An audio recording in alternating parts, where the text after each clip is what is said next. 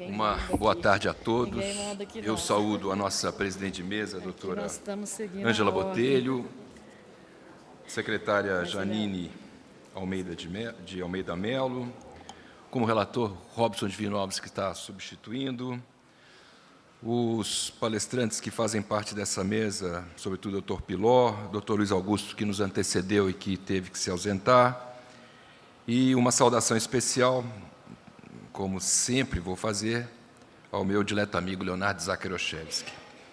No dia que fui convidado, ou quando fui convidado para estar aqui, e depois quando me disseram que Leonardo Isaac estaria no mesmo painel, e depois quando me disseram que Leonardo Isaac perguntou se podia vir comigo, eu falei, puxa, com toda certeza esse evento vai ser um sucesso, porque só o fato do Leonardo Isaac passar comigo mais de 15 minutos juntos é uma oportunidade que eu não desprezaria. Mas estar aqui com advogados e advogadas mineiras, sobretudo advogados e advogadas detentores de uma potente capacidade de transformação, é sempre uma oportunidade de estimular, de sugerir ideias, de apontar críticas, de reconhecer equívocos, enfim, é sempre uma grande oportunidade. E quando vejo um auditório lotado como este, para discutir ou disposto a ouvir uma discussão que parece inesgotável sobre o sistema carcerário, de certo modo isso me reanima ou estimula, acreditando que, em algum momento, essa história pode mudar. Se, entretanto, considerarmos o que é o caos do sistema carcerário, o caos tradicional do sistema carcerário, já teríamos motivo suficiente para continuarmos absolutamente impacientes com tanta dificuldade insuperável, como historicamente aconteceu no Brasil e no mundo.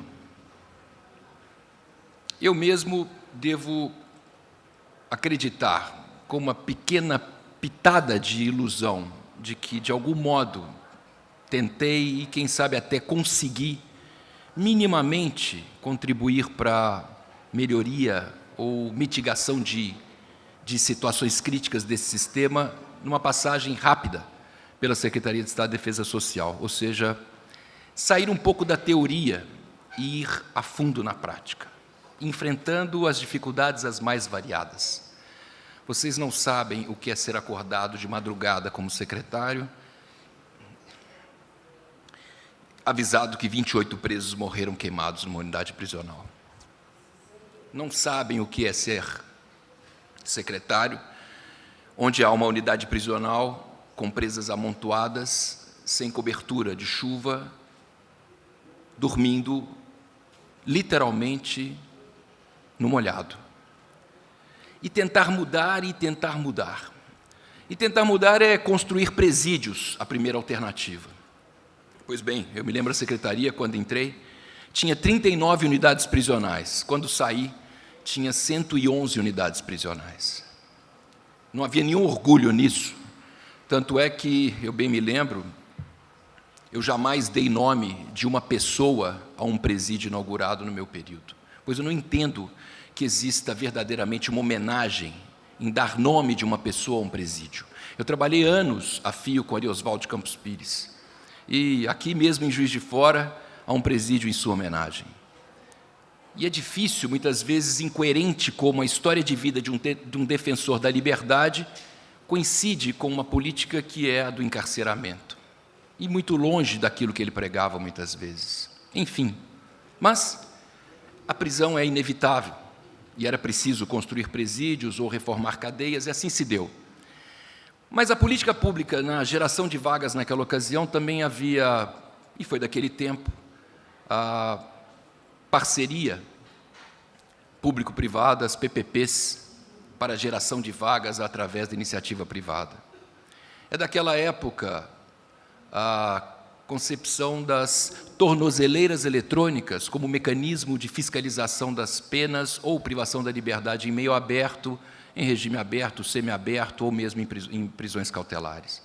Ou seja, Eu tenho a ilusão de que, em algum momento, algumas vagas foram geradas, mas é insistente, é persistente. Estamos aqui de novo, hoje, tratando do sistema carcerário com 28 ou 30 mil vagas deficitárias somente em Minas Gerais.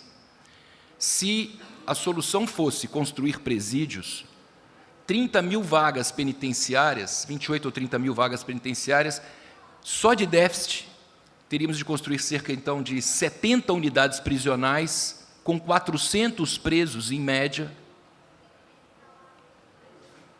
Suponho, a essa altura, que mais da metade ou a metade do número de presídios que possuímos hoje no estado de Minas Gerais. Ou seja, isto é absolutamente impossível.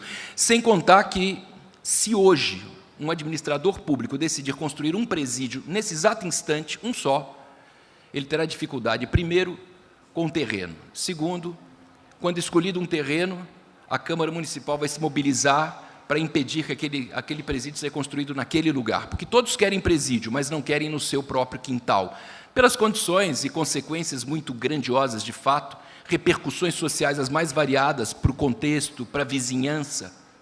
É difícil. E quando ele conseguir vencer as barreiras do ponto de vista da resistência da comunidade, ele encontrará outras tantas burocracias relativas às licitações e outros tantos embaraços na cadência. Se ele decidisse hoje a construção de um presídio e depois ele conseguisse licitá-lo e iniciasse as obras iam se deparar com dificuldades relativas ao terreno, que até então não se via, ou outras de caráter logístico, pois não havia estrada para aquele lugar, a água ainda não chegava, é preciso puxar alguma coisa. Se hoje um determinado administrador público decidisse construir um presídio, ele não o inauguraria em menos de 3 anos. 3 anos, 2, vamos dizer 2 para ser a jato, um presídio muito rápido. Ou seja, a construção de vagas prisionais não será uma alternativa como mecanismo de criação de vagas prisionais. Definitivamente não. E se já não era antes, pior agora. Porque nesse exato instante existe toda uma comoção social iludida de que o combate à criminalidade e violência se dá pelo encarceramento em massa. O Rio de Janeiro dá o exemplo. Um caos, é verdade. Algo precisa ser feito. Mas uma política isolada da força vai levar apenas a uma espécie de guerra local. Os sobreviventes dos enfrentamentos entre exército, polícias e criminalidade do Rio, os sobreviventes serão prisioneiros de guerra e serão submetidos a depósitos, absolutamente esquecidos e mantidos longe da sociedade, pois a visão é segurança pública através da política de encarceramento em massa. E sem nenhuma preocupação em estruturar o sistema prisional para receber esse contingente de pessoas, fruto do déficit antigo e das práticas antigas, e agora da legislação que se pretende absolutamente restritiva. Então, meus amigos, fico eu sempre a refletir sobre o que é o mais imediato e o que mais se pode fazer para o sistema prisional combalido como o nosso. Em primeiro lugar, aproveitássemos o que a lei já nos oferece, geraríamos vagas prisionais em curtíssimo espaço de tempo. Quantos são os presos que não trabalham e que, por não trabalharem, têm que cumprir a pena integralmente tal como fixada na sentença? Quantos são os presos que não estudam e, por esta razão, também não têm como fazer remissão? Se simplesmente todos os presos de uma unidade prisional estudassem, trabalhassem e fizessem resenhas de livro, como fórmulas de premiação pela remissão de pena, em 12 meses de cumprimento de pena, cerca de 180 dias seriam remidos pelo trabalho, estudo e resenha de livros. Isso significa que, talvez em 1 ano e meio ou 2 anos, todas as vagas do regime fechado de qualquer presídio seriam liberadas para novos presos, porque se passariam ao regime semiaberto, girando o sistema. Mas, lamentavelmente, toda a estrutura do Poder Judiciário resistente e toda a administração prisional resistente não se presta simplesmente a fazer valer a lei de execução penal e outras normas que, pura e simplesmente, permitiriam girar o sistema, gerando vagas prisionais. Mas eu tenho, eventualmente, apresentado uma proposição, e nesta semana mesmo pessoalmente, sugeria, em caráter informal, não formal, mas ao senador Anastasia, ao deputado Rodrigo Pacheco e ao ministro Alexandre de Moraes, todos eles envolvidos com reformas de Código de Penal, Código de Processo Penal, Lei de Execução Penal. E, pessoalmente, conversava com os três, Anastasia, Rodrigo Pacheco e ministro Alexandre de Moraes, dando conta de uma proposição que me parece igualmente capaz de produzir vagas prisionais. E de uma maneira imediata, muito menos desagregadora e como uma fórmula, que a essa altura já se apresentou pelo Ministério Público em colaborações premiadas. Sem nenhuma previsão legal, o Ministério Público tem feito delações premiadas em que, nos acordos de delação, ele vinha estabelecendo regimes diferenciados de cumprimento de pena. Então, se um determinado indivíduo, cuja pena seria do Alberto Youssef, por exemplo, 70, 80 anos, porque se somássemos todas as penas potenciais que ele devesse responder, algo em torno disso, em regime fechado e estabelecimento prisional. Vem o Ministério Público e propõe, olha, eu vou lhe dar aqui uma alternativa. Depois de cumprir esse período que você está privado de liberdade mesmo, você vai passar imediatamente ao regime fechado diferenciado domiciliar. E depois você passará ao regime semiaberto diferenciado domiciliar. Tudo isso por construção dos acordos que não tinham base legal. E imaginava eu, essa poderia ser uma alternativa muito imediata para o sistema prisional. Se simplesmente definíssemos que a privação da liberdade pode ser cumprida no regime prisional ou no regime domiciliar. E simplesmente definíssemos que esta pena, no regime prisional ou no regime domiciliar, pudesse ser feita considerando, por exemplo, a violência ou a grave ameaça à pessoa. Bom, meu presidente chegou, tem que fazer uma interrupção.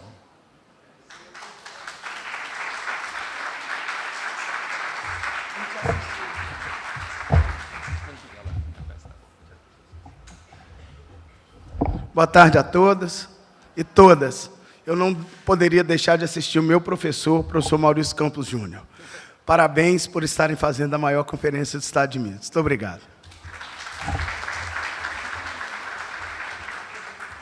Mas eu dizia, se simplesmente pudéssemos conceber a ideia de que a privação da liberdade possa ser executada em estabelecimento penitenciário ou em regime domiciliar, e se concebêssemos regime fechado, penitenciário, semiaberto, penitenciário, aberto na fórmula que fosse, e o regime diferenciado, fechado, domiciliar, semiaberto, domiciliar, inclusive com gradações, do tipo, o regime fechado, domiciliar, diferenciado, com exclusão de comunicações por telefone, fixo ou celular, computadores, visitas limitadas ou cadastradas e credenciadas.